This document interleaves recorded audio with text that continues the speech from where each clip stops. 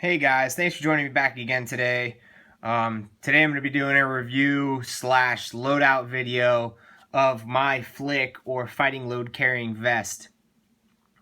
So going into the Flick itself, it's a MOLLE vest that is issued to the United States Army and to the Marine Corps. I know the Marine Corps has their own kind of cool stuff that they got, but this one is issued to me by the Army. So it is a MOLLE vest that has a zippered front, so you can put it on over body armor, and it also has this Fastech kind of ITW buckle right here in the front to cinch it down and make the vest even tighter if you want to do so. But going into the way I have the vest set up and that kind of stuff, before I get into all the pouches and the way I like to run it, is that on inside the vest itself, there is actually an inner belt, as you can see here, that runs on the entirety of the vest. And then there would be a buckle that would run through the middle here. So instead of having the buckle on the outside like here, like it is here, it would be actually right there in the middle. So you could clip it around body armor and then that buckle would be right there. But since I've wanted to make it more of a simulated or better fitting chest rig, and or just easier to get this sucker on and off, would be to take your inner belt out, completely out of the vest, because this can be removed. It's MOLLE'd in right now with these T-straps that MOLLE into the vest. So you can take that whole belt out and then reverse it back in so the buckles are on the back side, and then fit it, properly fit the vest, and then you can then in turn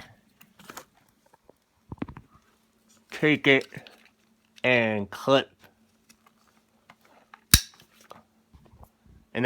the vest like that. But that's how I like to have it set up. And then obviously there's these document pockets inside. In here I have a map, apparently some 550 cord in there too.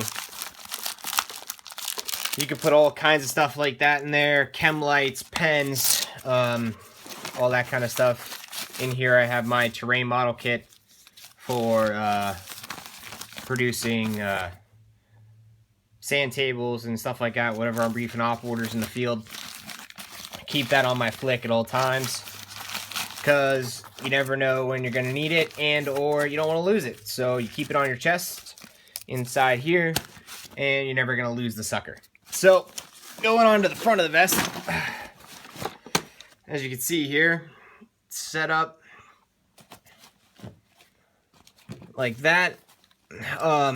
I have this thing cinched down pretty tight so I can have it ride Hydra on my chest, so I can have mag changes more effectively, and or so it's not sagging down at my belly, which can get really uncomfortable at times, especially when you're riding in Humvees and other things like that. So working my way my left, your right, and over, right here I have my IFAK, which my individual first aid kit with all its goodies on the inside of there. And then that has to be on my right backside on my Flick or on my IOTV. So that's there. That's unit SOP, so I have to keep it there. There's not really a lot of places I can move the sucker, but so from there, I'll try to get this thing clipped up. There we go. So from there, then I have a canteen pouch. Standard just canteen, military issue canteen. Seen better days, but right now it's got some frozen water in it because it's pretty cold outside. This thing was sitting in the back of my car, and the water froze inside my canteen, so that's pretty cool. So I got to get these defrosted and then try to get that water out of there because I don't want mold in them. But as you can see, the canteens, they come with the top, so you can put the cover down on top of the canteen like so. But I don't run them like that. I just push that down inside the pouch and then run the secure strap over top and then clip it in to keep it secured like that. I also have my canteen cup inside this one right here. So, and moving on next, I have a flashbang pouch that doesn't have anything in it right now.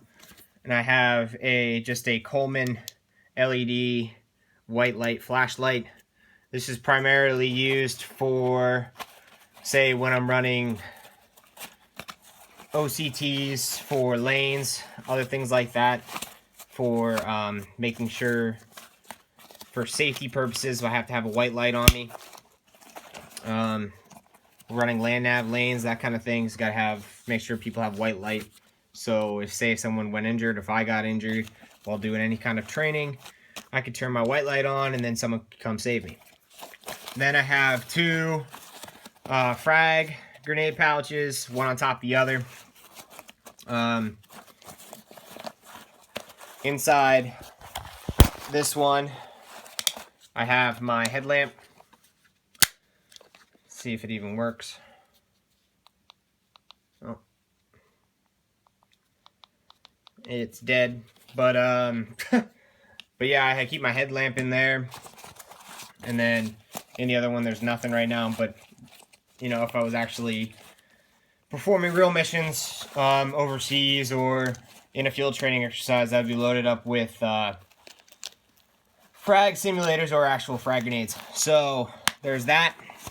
And then right here are my mag pouches. These are double M4 mag pouches. All right, so I have 3 of those up front, but I carry 1 mag in each of them. And you're going to be wondering, why do you have double M4 mag pouches if you only carry 1 in them? Well, I carry 1 in because it is easier to move around, especially when you're in the prone, when you don't have all of this width coming off your chest. So it keeps a lower profile in the vest. And then also the Velcro closers really keep your mags pretty secure when you're doing that stuff. And also, so I have 3 mags in the front, and then I have a triple mag pouch in the back that has 3 more M4 mags in the back there. So I have 6 mags on my chest and then 1 in the gun. So that's 7 rounds of 5.56. That's a lot, especially you know, when there's everybody else in the platoon that has a lot more weapons than I do. And then coming in here in this little M9 pistol mag pouch. I don't have a service pistol, so, but it was still, this pouch was still issued to me for some reason. But I found a use for it. It is to have a pocket knife on me at all times, and got really pissed off about losing nice knives in the field. So I went to Walmart, picked up like a $2 pocket knife, and from there, I then, you guys can see here, it's just it's a no-name brand, whatever Walmart, their outdoor brand knife is, nothing fancy here, people. Then obviously I 550 corded it, and then burnt the ends, tied it off in a square knot, burnt the ends. You can see here if it focuses, there we go. Burnt the end, and then tied it off, and then in a square knot, and then burnt the ends to my vest so I'd have the knife completely secure. And then on the other side, I have another canteen, because water is always good and you never want to be a heat cat. And if you're a heat cat, then everyone else will make fun of you, and you don't want that.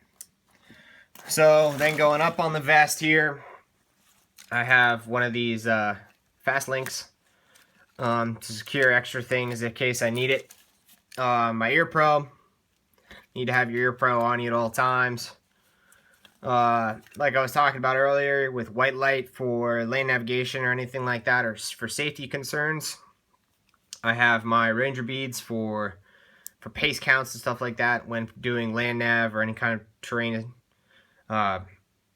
movements through the woods or anything like that. And then on top of that, I have a Bushnell little hat clip light that I then clipped onto one of those MOLLE sections, and then took the guts of 550 cord, wrapped it around the light, and then dummy corded it to the vest itself. And this has a red lens on, so when I'm actually, reading maps or looking at other things, I can bend over and use the light, the red lens, instead of pulling out a red lens flashlight or putting that stupid headlamp on. So then I always have a light on my vest, just in case my headlamp breaks or I lose it or this breaks. I always have a backup. So 1 is none, 2 is 1, and 3 is just better. So that's just the way you always just. I know ounces equal pounds and pounds equals ouch, but when you have things going bad on you in the field and stuff like that, and then you don't have anything to actually perform your task, kind of sucks. But then up top here, I just have a carabiner with my mechanics gloves on there. Always keep my gloves on my vest just so I always know where they are and I never lose them. And so these are just the Coyote Brown mechanics gloves. I really like them. I've had them for about a year now, and I really haven't had any problems with them. But so yeah, that is my Flick loadout. And if you guys have any comments, questions, or concerns, go ahead and hang them in the comment section below. Thank you very much, and have a good day, guys.